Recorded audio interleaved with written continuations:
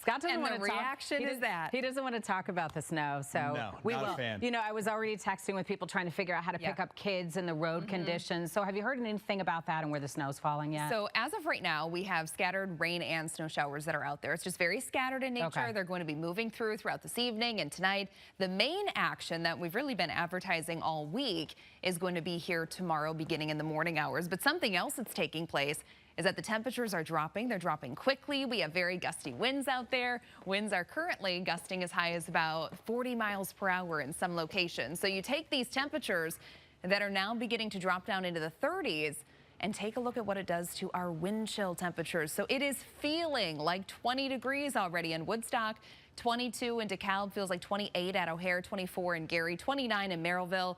We have a wind chill now of 30 degrees in Chicago Heights, 26 at Midway, and this is just a sign of things to come. We have to get used to it because it's going to be cold out there tonight, and then all day long tomorrow it's going to stay cold. We'll likely have wind chill temperatures in the 20s to near 30 degrees all throughout the daytime hours of your Thursday. And of course, we are talking about snow as well. So we have accumulating snowfall in the forecast beginning tomorrow morning. So as of now, as far as the timing is concerned, I think the highest impacts that we're going to see are going to be between 8 a.m. and about noon. After that, we're going to start to see the snow transitioning over to rain.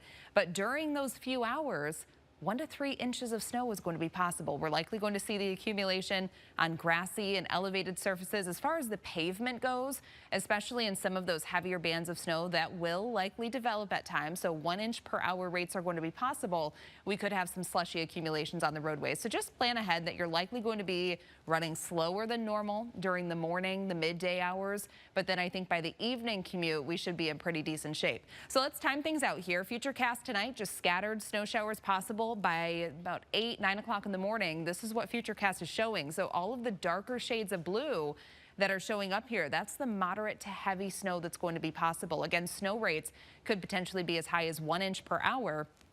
And then taking us closer to midday, early afternoon, notice how from Chicago and points northward by midday, we're beginning to transition back over to rain. That's because our temperatures are going to be warming up to right around 40 degrees. So eventually all of us are going to be transitioning over to rain showers, and then that activity is going to be coming to an end. But tomorrow, in addition to all the precipitation, it's going to be very gusty, which means it's going to cut down on your visibility. So again, plan ahead for a slow morning commute. I think we're still going to be dealing with those impacts through about early afternoon. After that, we're going to begin to quiet things down. Then your Friday, things are just going to be cloudy. We'll have temperatures that are likely topping out in the mid to upper 40s. And by the way, all of the snow that we're picking up tomorrow morning, most, if not all of that, is likely going to melt throughout the afternoon, so it's not going to last too long.